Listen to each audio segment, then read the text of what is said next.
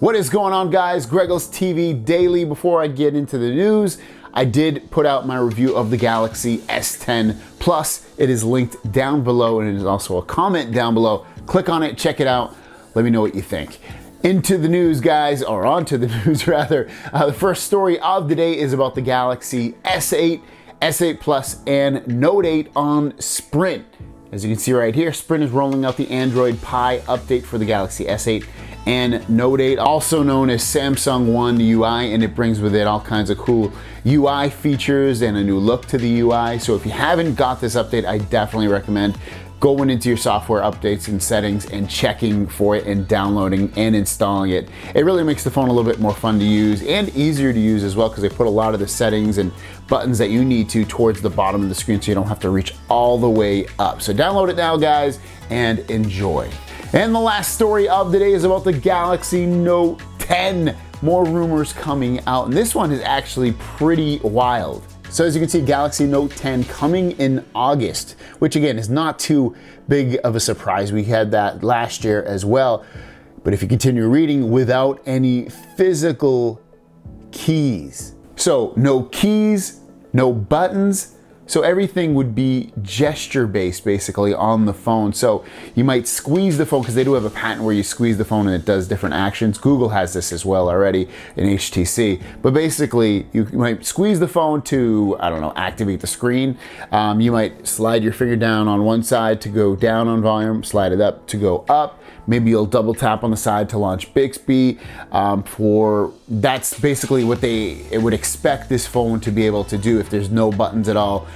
I think that's pretty wild. I think that's pretty adventurous. I'm actually surprised Apple hasn't done something like this already, just because they seem to want this like just slim, clean design with nothing on there really at all except for a display.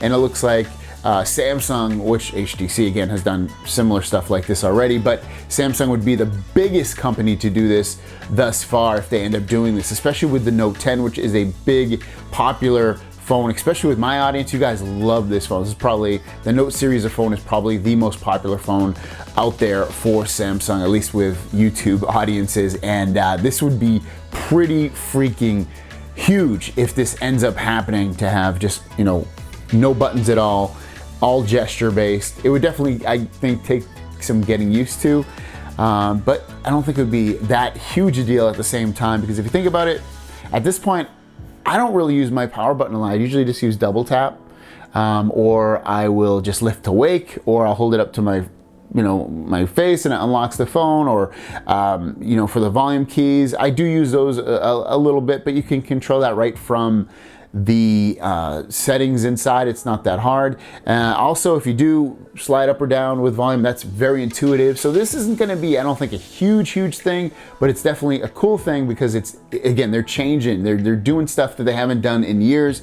They got rid of they never did a notch. They got rid of basically almost all the bezel on the front, and they just have the camera setting on there with the S10, S10 Plus, and S10e. So this would be another step in that direction to changing things and making us go in a different place.